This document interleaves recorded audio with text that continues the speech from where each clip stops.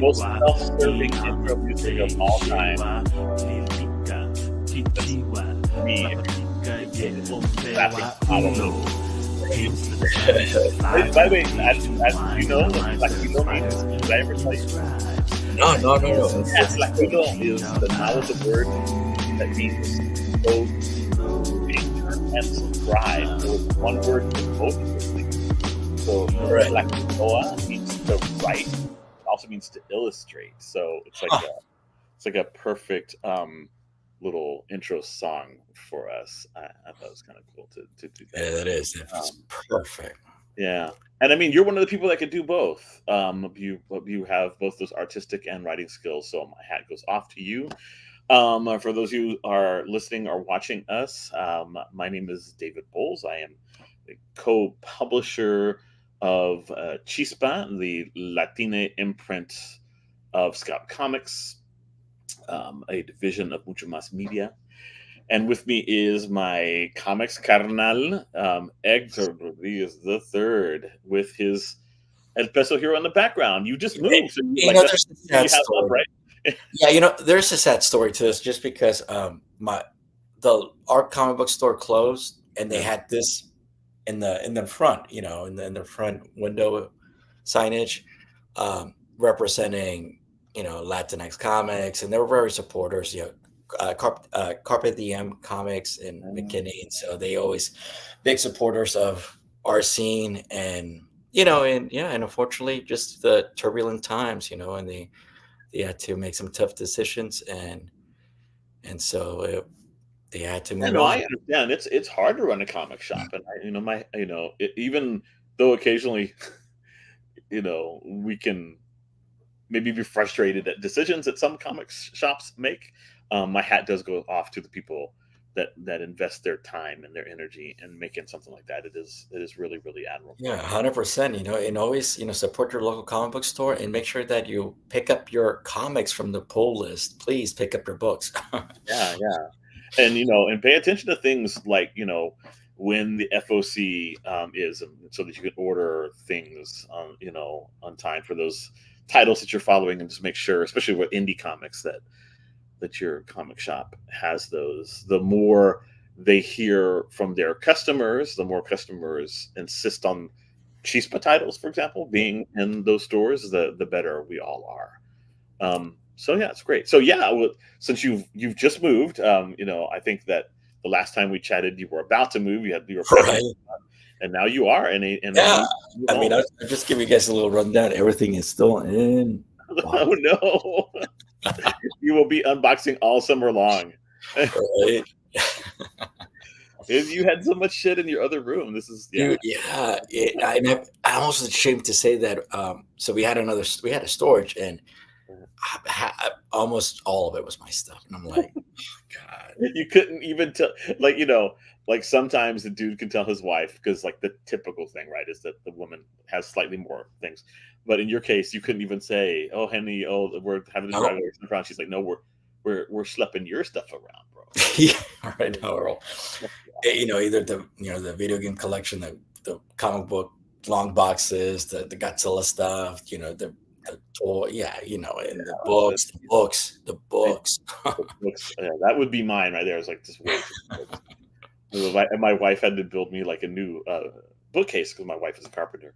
Right. And she was like, "Yeah, I think this is going to be the last one I build for you. So you need to, stop buying books." No, there's no such thing. No way. That's not going to happen. All right. Well, we're super excited that next month we have from Chispa a really, really amazing comic coming out.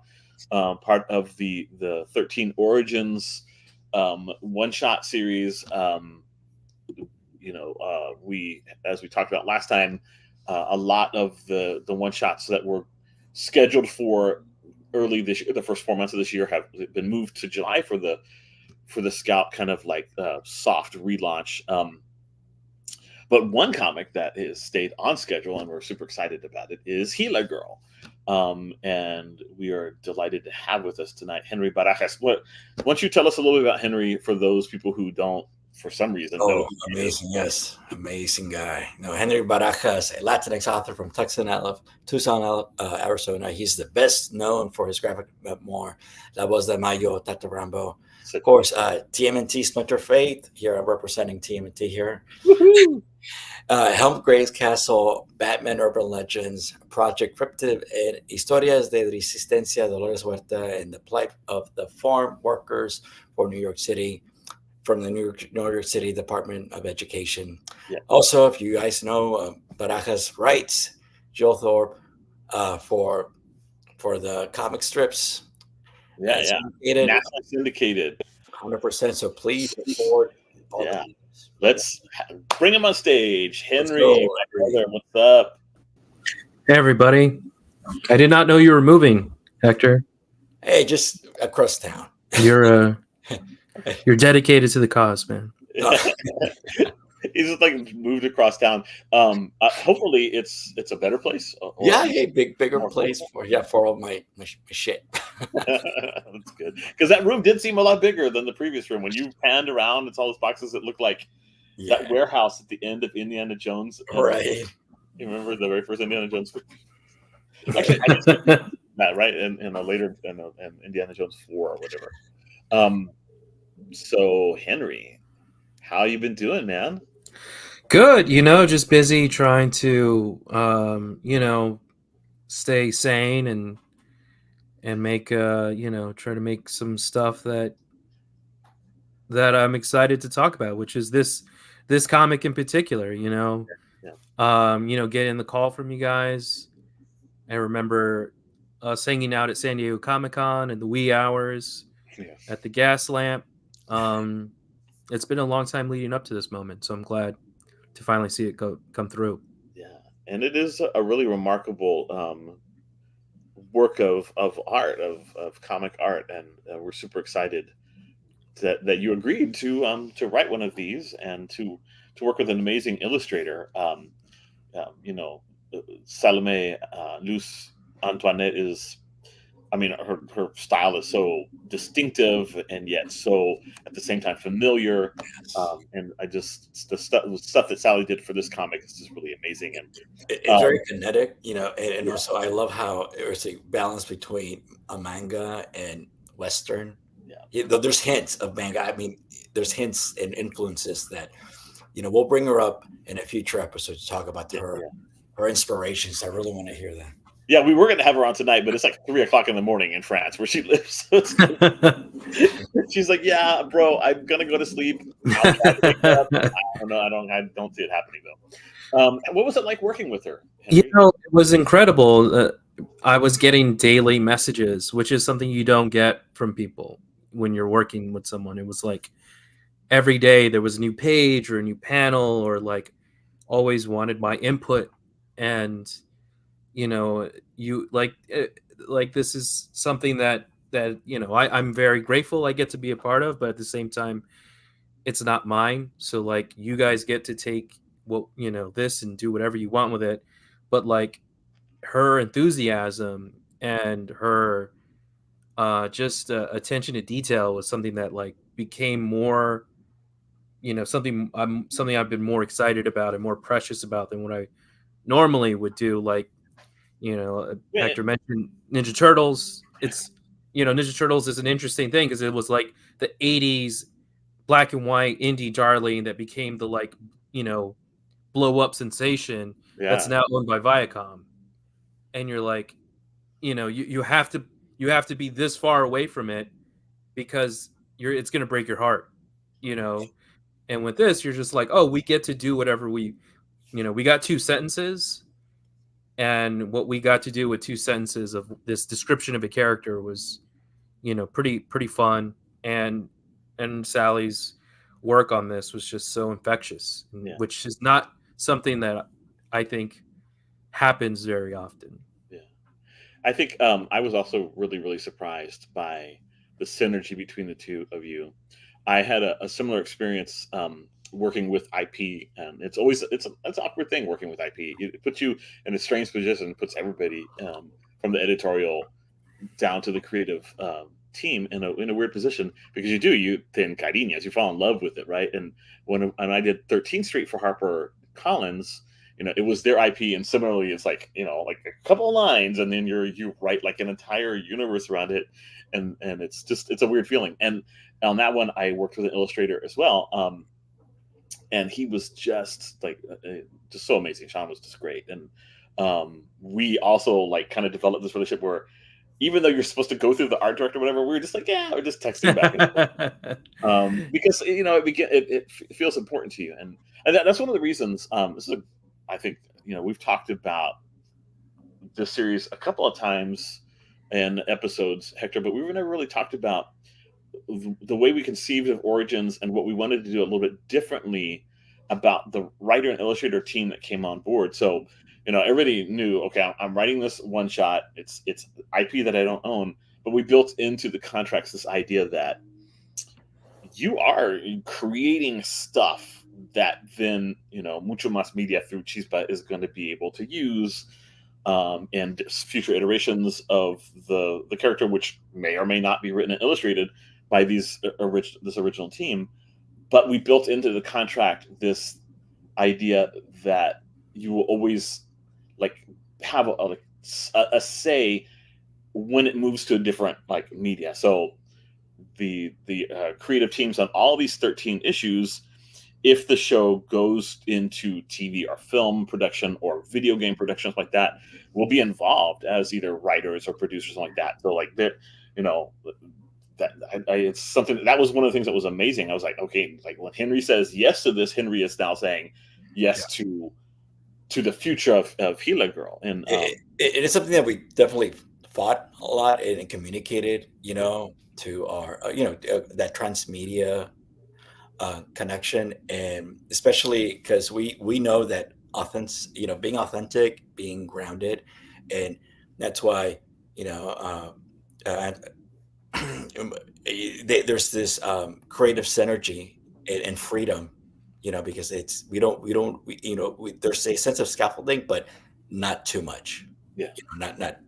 Yeah. We don't want basically we don't want the people who were like instrumental essentially in the rounding of the character to be cut out. Like you think of like what's happened to creators on DC and Marvel, like people who created characters back in the 50s and 60s, and how they kind of got the short end of the stick. So. Right. No, I mean, I'm currently in talks with a major creator everyone knows, and to be doing something similar like this. And so it's like, it's a very interesting time that like 10 years ago, maybe a little bit more than that, to making superheroes was a death sentence.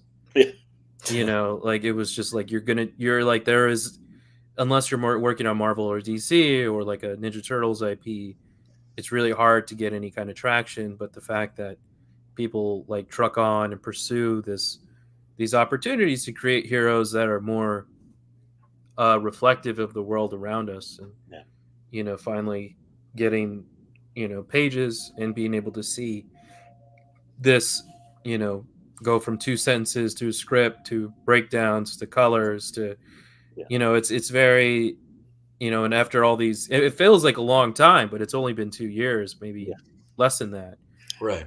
Yeah, and we've got all kinds of ups and downs, and I mean, it's one of those things where we're all working on so many different things that sometimes you forget. Like it just feels like longer than 2 years, because you're like, wow, wait a minute, this is coming out now. Oh, yeah. I mean, I guess it's been a year. It's going to be a year since you turned in the script. Yeah. I remember. I mean, the funny thing was, I was like, I don't know how you guys write, but like a lot of it's in my head until it hits the page. Mm-hmm. Yeah. And I've been trying to like listen or read more books, and a friend of mine was listening or reading Elric, the albino elf, and yeah. So I was listening to that, and I was like talking to a friend who had diabetes, and I was like, hey, what if Angela, GILA Girl, has diabetes? So I talked to a bunch of friends who have diabetes, and to actually like implement that and not get any kickback or get any really, any heat from trying to do something different. and to have like kind of this energy of like I got a cold at Comic-Con, I got on a train, went back home, and was like, you know what, this is the best time to write this, to be at this like most vulnerable spot, Mm. and to be able to like I don't know, feel a different way about something. And this comic, I hate how precious it got. It just was like one of those things where you're like, you want to be this far away from something, even if it's your own thing. Like, you don't Yeah. want to be so worried and married to it. Yeah. There is like a separation you need to have. But it thanks to Sally and you two, it's been such a it's been so great to see something come alive. And as you've experienced, I'm sure, with other projects, it's like when you are dependent on 13 other teams, like that's like so many cats to wrangle. Yeah. Our goal for me and Sally was to not be a problem and to just be like, here it is. And I tell you what, you definitely were not a problem. It is one of my favorite books. It's just so amazing. I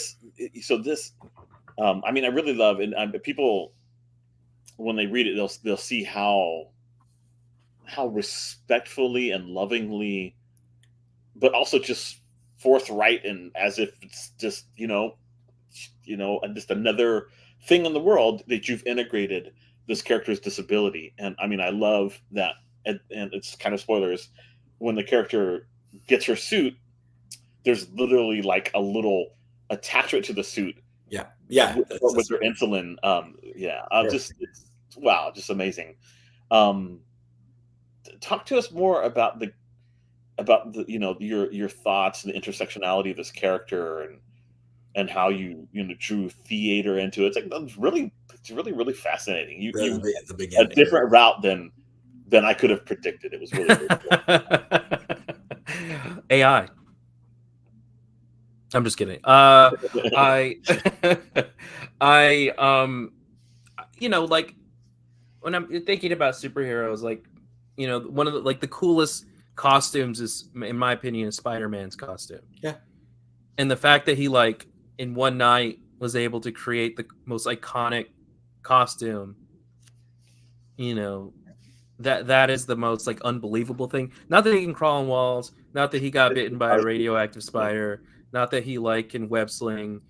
That, like, I mean, I'm it's some things of him being in like a home ec, but he's like a science nerd, so he's not gonna be a home ec or whatever. So, yeah, so it's like, so I wanted there to be, how does this character get their suit, and how do you present a well-rounded character in 20 pages? Yeah, that's it's hard. Yeah. So like, and then listening to Elric, it's such a theater. It's like very like, yeah. So when I'm listening to him, I'm like, wow, like this feels like a theater play. So that must have played into it. But I also wanted the character to like have a relationship with their mother. Yeah. And the mother was the one who makes the suit. And then like, how do you and why would she make the suit? Well, she's a seamstress for the like Chicago theater company, and then to like place it in Chicago, to like be put it in a place I've only been once but loved, and to like see this identity of a city, and to have read and always see in media. It was just a very like a serendipitous rabbit hole to crawl down and to like have fun with. And I think that was the end of the day of like, how do I have fun with this, and to be able to enjoy, the process of making it. Question to you, Henry. With the social climate of the book, was that intentional, or was something that naturally was brought in? Well, I mean, you're a teacher. These kids are passionate about, their beliefs and their morals, and there's like nothing more important than that, and to like grow up with LGBTQ members in my family and have them shunned from my I don't know, I'm probably not speaking out of school here, but a lot of brown families aren't always the most accepting people, you know, and to like have grilled my mom for years about where my aunt, my trans Thea, like, where is she? Why can't we see her? You know, I'll constantly have that pressure. You know, that was really, important to me. So that never left me. But like going to high schools and talking to kids, writing about the Lourdes Huerta and having La Voz de Mayo become a really important text in classrooms for brown kids. Yeah. I've been very lucky to talk to these kids, but to see Yeah. them be unabashful about who they are. And and with the superhero comic, you want it to be of the time, but you also want it to be something you could pick up at any time. Right. So it was really important for me to go, hey, if a kid picks this up and they see kids marching, and this also happened at the tail end of another comic I'm writing about walkouts. Hint. I don't really want to say totally what it is, but if you look up walkouts and brown people, you'll probably find what I'm hinting towards. But to be like, to have that that be again a serendipitous moment of like, oh yeah, and with all the walkouts now, what's happening in schools all around America, it's such a evergreen moment that is always going to be a problem, at least in my lifetime. I've been meaning to tell you, I was up in New York City a couple weeks ago doing school visits, doing workshops in a couple of high schools in New York City, and one of them was the newcomers high school in Queens, and there's obviously a lot of, the name tells you there's mostly like immigrant students in the school, lots of them from Mexico and Central America, but also from around the world, Africa and the Middle East and stuff like that. And right next to the copies of the Prince and the Coyote that they had for the students, they had like this big stack of your Dolores Huerta comic. It was such great synergy. I was like, hey, I was just like not just a. You just got a copy in Tucson, got a copy signed in Tucson, so they were like, "No way!" And I'm like, "Yeah, we're friends." No, I'm excited to go out there and talk to kids about it. But to have 100,000 copies of that comic. Yeah, I mean, 100,000 copies, anything that you've like written to be like, it's just amazing. And like, I mean, it's one of those bittersweet moments where it's like, if I was, Tom King, or if I was someone who wasn't me, people would be tripping over themselves.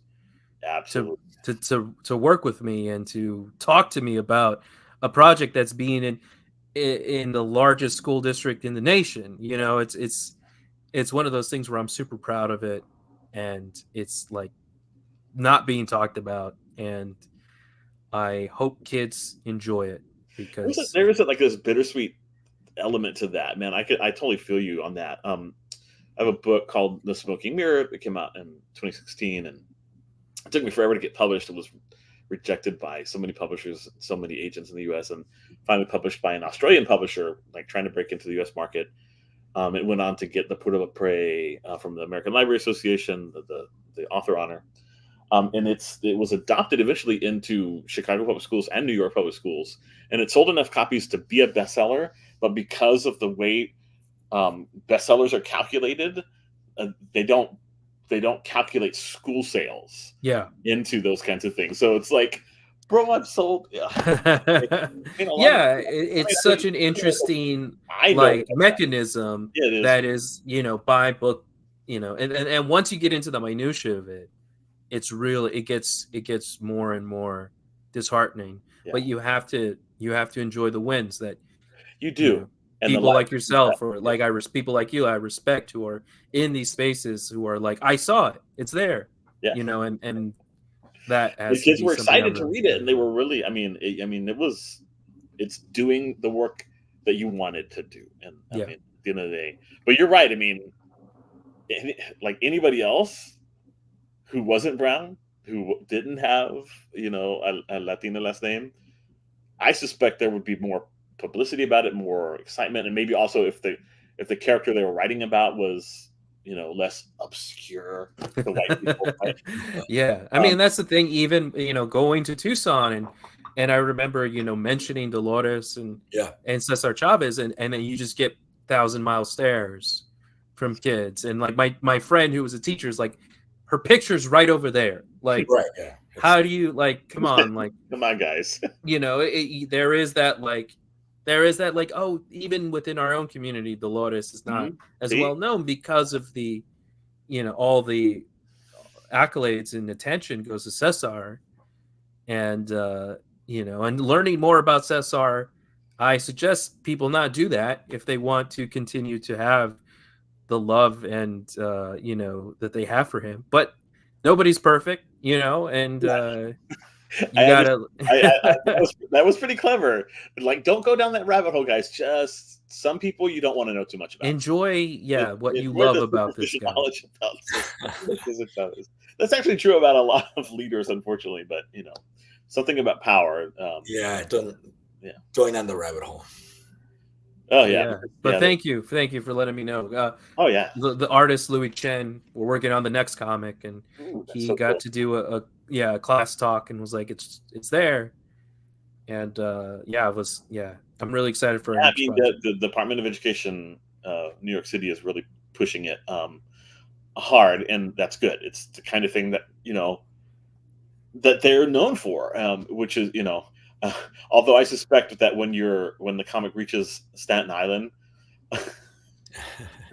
well, I say this for those of you who are listening who don't know, like there's a elementary school in Staten Island that threw away hundreds of books in there, just threw them into the dumpster, and a neighbor pulled them out, and among the books they'd thrown away were dozens of copies of one of my books and a bunch of books by, I know this is gonna be a surprise, queer people, Latines, Black people, I heard Asian about that. Whoa, yeah.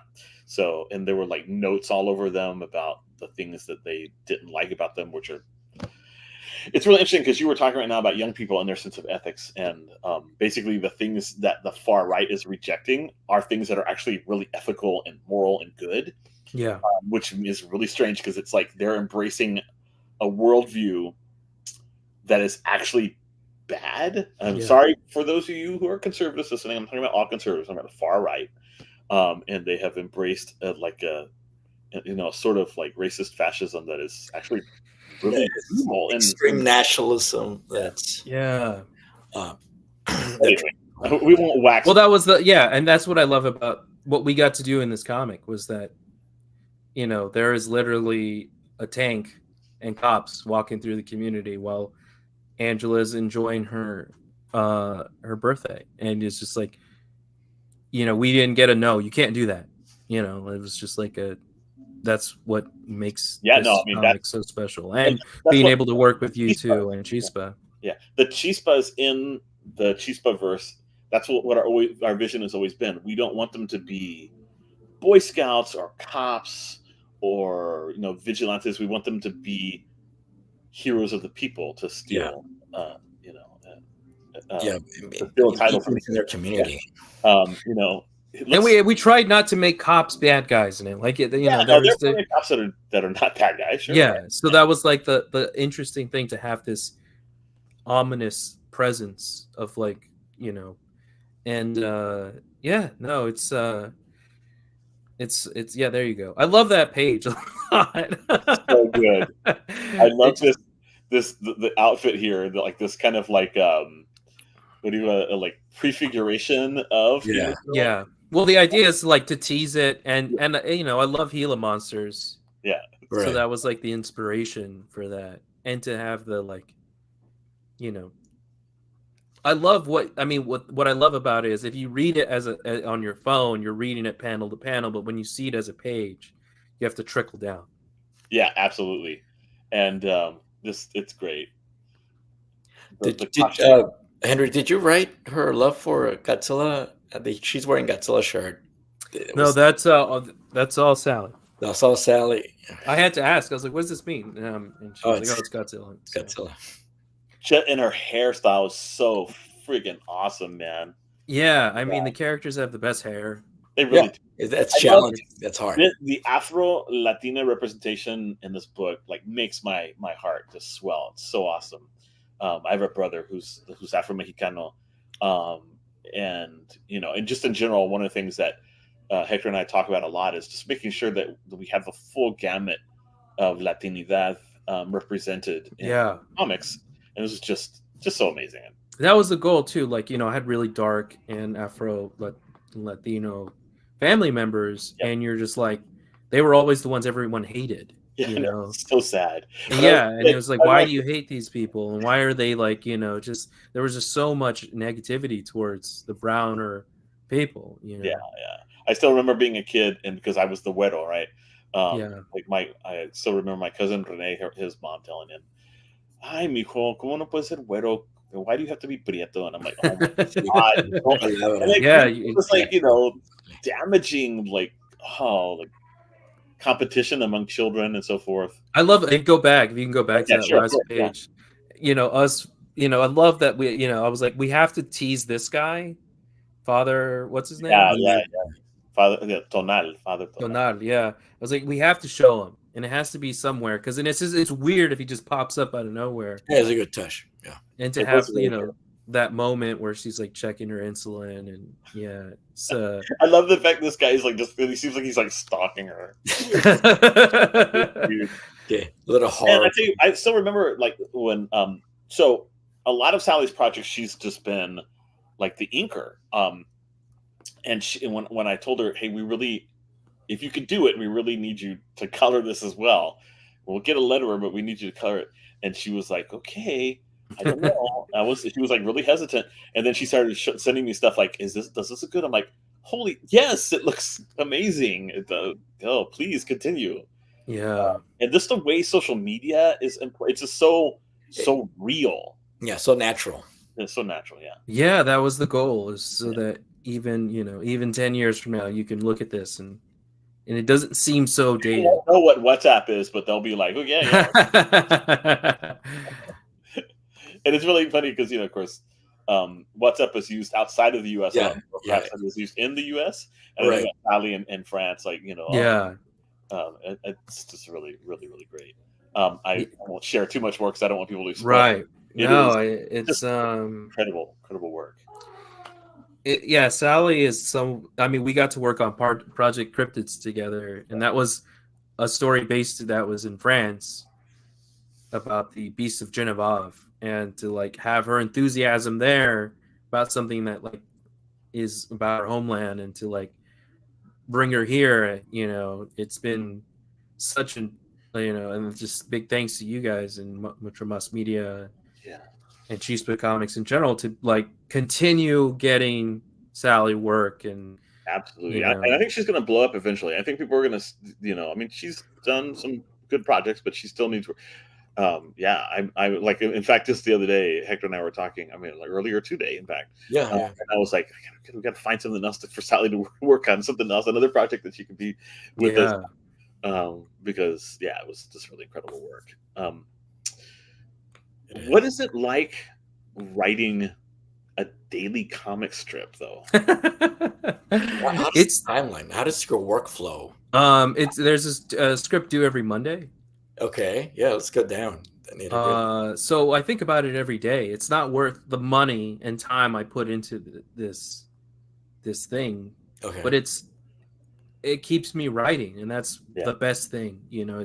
I think for anybody to be able to, I think when you are a writer, there is like it's what I like to equate it to is like a grasshopper. Like they have to like wind up the joint and shoot, and hopefully you're shooting far. Yeah. And with this, it's like I'm always jumping, so I'm always having to. I'm not like dreaded to do the act. And I think that's the best thing that's ever happened for me, is to be able to have something that has like kind of taken away a lot of the precious things that writers, or people that put on this kind of job. It's a job, It is a job. And to be able to have the freedom to do whatever I want with this strip, basically. It's so much fun to, to try to do something more contemporary, and to also play with the medium itself and with the parameters that we have. We have this rectangle. We have 3 panels. Mhm. And I decided, when I first started, within the first month, we're taking the whole like the one strip as one panel, and 80-year-old readers who've been reading this forever are like, what the heck is this? They're Not like, to mention all of the other things that you've been doing to the storylines. yeah, Gil got a divorce. His wife left him for her, lesbian tennis coach. Yeah. So much. I mean, I can't wait for us to go to Dinah Shore soon. Like, it's so much fun. It is. That's the thing. Like, ruining this guy's day is what brings me joy. Oh my gosh! But I know that there are longtime readers who have lost their proverbial shit, not only over the elimination of 3 panels, but like some of the inclusion of things that perhaps. Yeah, sometimes I just read the comments too. Read the straight to the comments. Whatever gets people to click, I don't. Yeah, I know. Like, there's no such thing, right? There's no such thing as bad press. All press is good press. Yeah.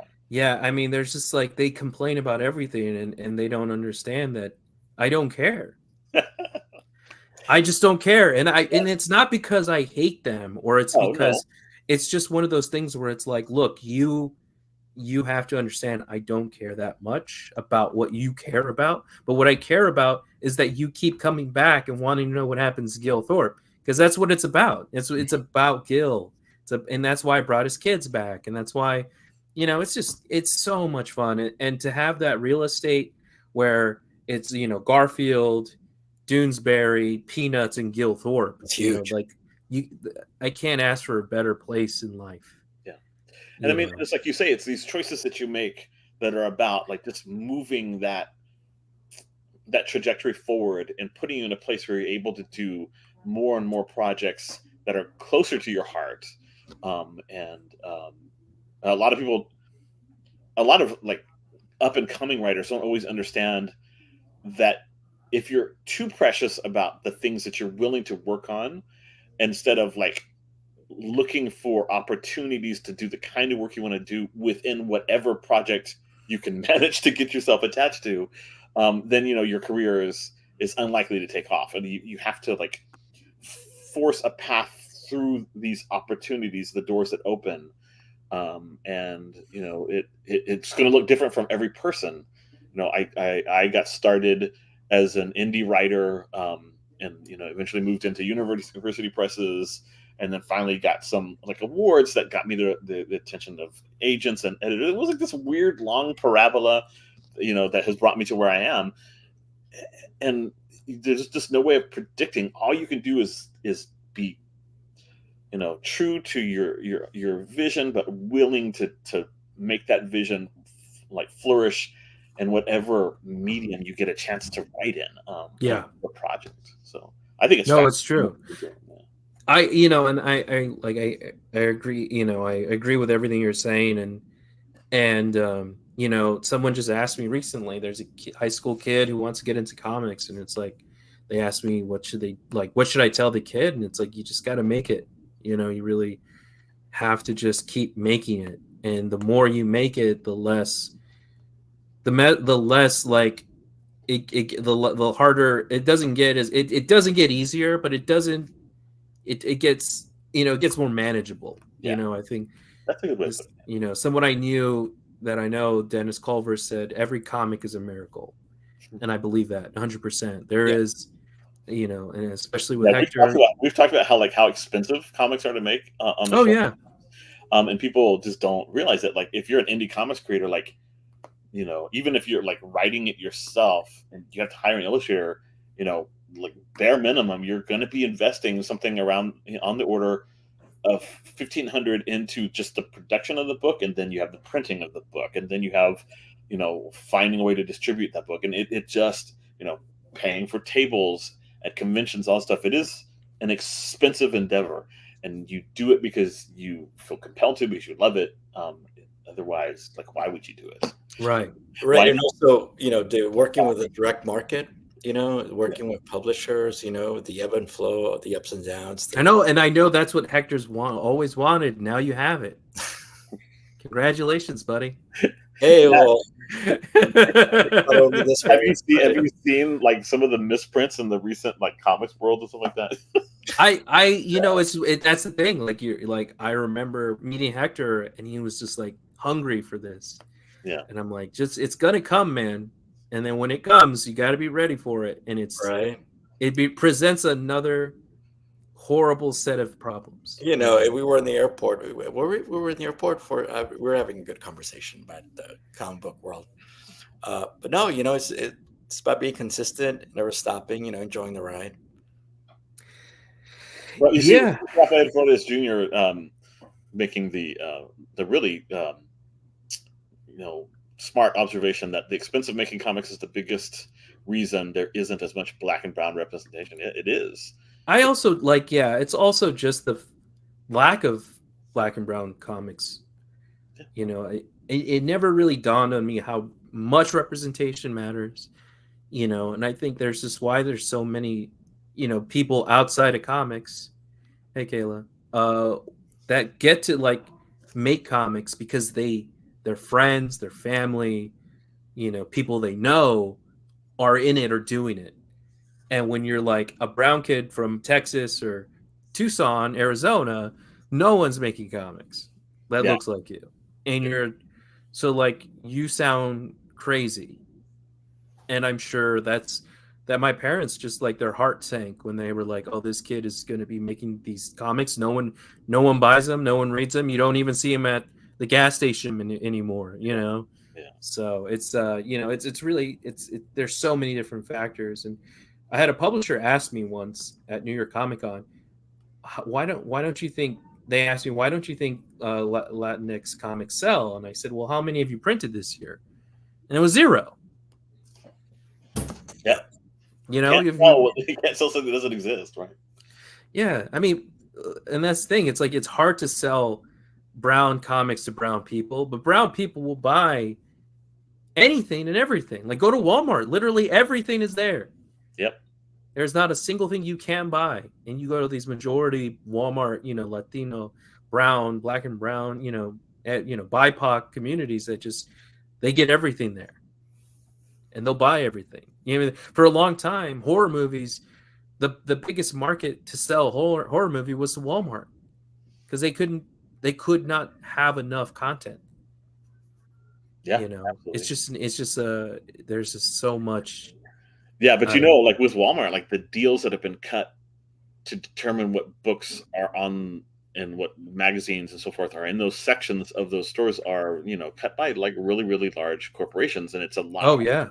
That's why I always tell people, especially writers and illustrators, who are like, well, I'm just going to go the indie route because, big publishing has decided what they're going to do, whatever. And I tell them, look, I hear you, but we cannot afford as a community to give up a seat at that table. We can't to give up that money and that power. We can't just let them have it, because we'll never have any of it. We have to fight tooth and nail and scrabble and hiss and kick and so forth to make sure that we're getting a seat at that table. And totally, I agree. Yeah, there is a lot of sacrifice to be able to have that seat, to play within those parameters, and that's what makes Chispa and what you guys are doing so important. Yeah, that this is a legitimate play in the direct market that's no one's doing. And we still have a lot of wrinkles to iron out, and there's still it's never going to be perfect. No, it's not. Doesn't matter. I've been to the mountaintop. I've seen the other side. it is never. It's every place you go, there is a different set of problems. Yeah. It's well, we're not them. Right. Jesus Estrada, I thought I'd throw this question in since we're talking about this. Asked whether we do any creator-owned work. That's a good question. Yeah, we do. I mean, we have multiple projects that are creator-owned. Some that have already come out, like Thanks Romina by Julie Speziani, and others like The Dusk by Alex Segura that are coming out. July, yeah, That's coming out. Is it coming out in July? Yep. July? Yeah, okay. In Yep, July. big. It's already. You go to previews, the big ad. Right. Yeah. We've got Diego Molano, who was the creator for Cartoon Network of the Victor and Valentino series, is doing. He's got a creator-owned comic that's with us called Loba. That's right now being written and illustrated. He is co-writing it and illustrating it. So that's going to be really, really fascinating. And we've got some other stuff that I can't quite reveal, but we do have plenty of creator-owned work and are always looking for more. Yep. So yeah. So feel free to. We want to have a mixture of this, of creator-owned and Mucho Mas Media IP. So Mucho Mas Media is our parent company, right? Scout is the company that we are an imprint of, but we are a division of Mucho Mas Media. It's really confusing. Anyway, is a Hollywood production company that created Cheese as a way to begin to develop IP that then they might be able to turn into movies and film. And that's why we build into all of our contracts these stipulations to continue to include creators of the initial comics in the future. And to whoever wants to pitch, like, you just have to remember, not everybody can get published. And I think a lot of people don't really understand that this is entertainment and you have to be able to sell your book. There is half of the process is making the comic, but the other half is making sure whoever is going to help you make it gets paid. And that's a huge component of I mean just to be really transparent, like typically if we're doing like a Mucho Mas Media IP and we hire an author and an illustrator, just of a single issue, a 22-page issue, guys, just the writing and illustrating and lettering of that thing, it's about a $6,000 investment. And then it's got to be printed, and copies, depending on the print run, could be somewhere between $1.25 and $1.50 per issue to print it. And then you ship it. There's shipping costs. It's an expensive thing, and there are investors, and we have a yearly budget, and so sometimes we have to say no to projects. Sometimes only because we have a budget, and we're pushed to the limits of our budget. But sometimes because, frankly, we make an editorial decision that it's going to be a hard sell. Right, and also even if once it's made, we still have to deal with the publishing schedule and any delays that come around. And so, approaching this as within a professional demeanor and professionalism, being flexible and, understanding about the publishing world, that's always a plus and beneficial. No, our creative teams, like the creative teams on Cloudbreak, on Fluorescent, on Dragon Thrall, yep. And on Amendaval, because those books were scheduled to come out and then were moved to the summer, they were all really understanding and willing to live with that. And some of them had made plans to try to be at their local comic stores, but had to change those plans. And it's not fair to them, but also the exigencies of the marketplace and investors. There are all these things that come to bear. And it's not always a perfect thing. And sometimes, of course, I mean, you get problem after problem after problem, and it may sometimes feel like a project is almost cursed. And I can understand people kind of getting in their feelings about it. And I don't judge them. I understand it. But at the end of the day, I don't get paid for doing what I'm doing. I'll get paid when we start turning a profit. But right now I'm just doing it for free. There you go. It's one of those things where if you love it and you love the team and you understand the goal that we're reaching for, this thing that Henry has so eloquently described, the lack of brown stories, the lack of BIPOC stories, the lack of queer stories, and all these intersectional stories. We're trying to fight that. We have to fight it as a team, and we have to, give each other compassion and mercy, and a bit of trust. Yeah. Assume positive intent, and always, because it's sometimes like Henry and I had an email exchange where, because I was like writing off the cuff and like drawing around her, I can sometimes come off like a little flippant or whatever, but then I'm like, no, dude, that's not what I meant. And that's the thing, and you get so excited, right? You get so excited about these things, and we have to. And the other thing is, I have to stand by this work. That isn't mine, and years from now, somebody's going to bring it to me and say, "Hey, what happened with this?" And you're like, and you got to like, and I, and that's what I love about making comics is, similarly, Chispa is like, it put its imprimatur on something, and so like all of us stand to lose if we don't put out the best product we can. And so being patient with each other and understanding, and then working together to make everything best. Communication is key. Sometimes communication breaks down. Sometimes it's hard, but if afterwards we can all say, hey, you know what, I'm sorry, I effed that up. Let's try to like and I'm lucky. I've been making comics professionally since 2016. And I've seen the best and I've seen the worst, and I've always there's lots of bad out there. That's true. It's just it's bound to happen, and I am in a very fortunate position to be able to go, here is how I've seen it done at this level.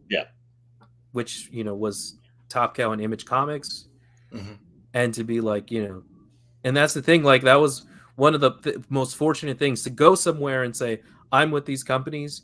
There's a certain level of respect that's being offered to you off the bat, and and any time for you guys, I'm happy to help you make. And we appreciate that. I mean, you have been such a team player, and from the very beginning, from that that meeting we had in San Diego, and just whatever, like just talking with us about the biz, because this we're writers. This is like a very new kind of thing for us to be publishers, and it's there's going to be all kinds of hiccups to some of the very first things that we produced. And in retrospect, there are things that we could have done better, but you learn as you go, and you try to get better, and you listen and apologize when you've done something that you could have done better, and you try to move forward. At the end of the day, if you're hung up on the past, though, like, you can't move forward, and you've got to just try to have good communication and move forward, and that's what we hope for. And I mean, and we feel like we have it with you and with plenty of the other teams that we're working with, and that's the way it ought to be. It's I'm very lucky that I also got to have a life outside of comics, where I had to work in a professional setting, and to be like, to like be able to go, hey, let's have a phone call, or hey, let's talk. Hey, because there's just those moments that I don't think a lot of people in comics or in creative fields, like that we're in, don't get that kind of environment. So you're just like clam up, and you assume everybody's mad when they're not mad. They're just not mad at all. They're just you're just like, you just gotta have a call. You just gotta have just a talk. And when you make comics, that's it. It's 90% emails. Well, Henry, with your experience in working with Image, Top Cow, do you think you need a sense of maturity in this professional? Top. Yeah, it's gonna. If you're not, it's gonna haunt you. This industry is so small. Right. There's gonna be like, that guy was an asshole. That guy didn't turn his scripts in, or that person didn't email us for 3 weeks. Or sometimes with publishers, that publisher doesn't pay. Or that publisher doesn't pay. That publisher didn't print it. They didn't send us comps. They didn't. It's just word gets around. Word gets around, and it haunts you. And when it comes time to be like, hey, I need a job, they're like, we'll work with someone who will respond to emails, who will turn in their work reasonably on time. You know, you don't have to be on time. You just have to tell people, hey, I'm having a bad day. Yeah, Hey, I've had to push. my dog died. You know, like I've suffering from like a nervous breakdown, whatever it happens. exactly. Shit happens. I've had to Exactly. push deadlines so many times, and like with with Penguin Random House and HarperCollins and stuff like that, and it's tough when you're like dealing with one of the big five, or when you're Yeah. dealing with DC or Marvel, whatever, to have to make those requests. But you're a human being, and things happen, and you have to be professional, but also insist on your own emotional and physical health, right? Yeah. And that last part is kind of what people lack or ignore, to be in this industry. Like the opportunities are so small. The fact that I got to work with you guys on this comic, to get paid and to have like that, to have the time of my life, it doesn't happen often. So you have to be able to take these opportunities and swing. You're gonna miss. Yeah. You're gonna, eventually you're gonna hit the ball. But yeah, like, to answer your question, Hector, there, it's hopefully you've learned how to be mature and how to be professional when you get that call or when you're in that environment. It helps so much to be able to not be a problem. You just don't want to be a problem. That's the biggest thing, I think, because at the end of the day, we're making comics. We're not curing cancer. Yeah. Comics could cure cancer. The shelf life of this comic is a week. As soon as this week's over, it's in the dollar bin. And then of course it'll come out in a graphic novel. But boom, okay, that's a different story, right? That's the thing. You just have to have a reasonable expectation of what's happening in this world, in the world that you're entering. So everybody, in order for you to support this kind of endeavor, please be sure to order, to pick up, to buy online, however you consume comics. GILA Girl, just coming out next month, June of 2024, written by the amazing Henry Barajas, illustrated by Salomée Luce-Antoinette, and lettered by Charlene Bowles, my daughter and collaborator on graphic novels. Henry, gosh, what a pleasure it's been to chat with you tonight. Thank you so much for taking time out of your really busy schedule to this weekend has been dedicated to you guys. So thank you. And you guys can find more information about us at chispacomics.com, where I think that we're going to be throwing up some promotional stuff about GILA Girl pretty soon. I think our intern hit you up maybe for an interview, some questions or whatever. I already answered those. Yeah, I will be signing, if fingers crossed, if everything goes according to plan. I will be signing at the Things from Another World Universal Studios location.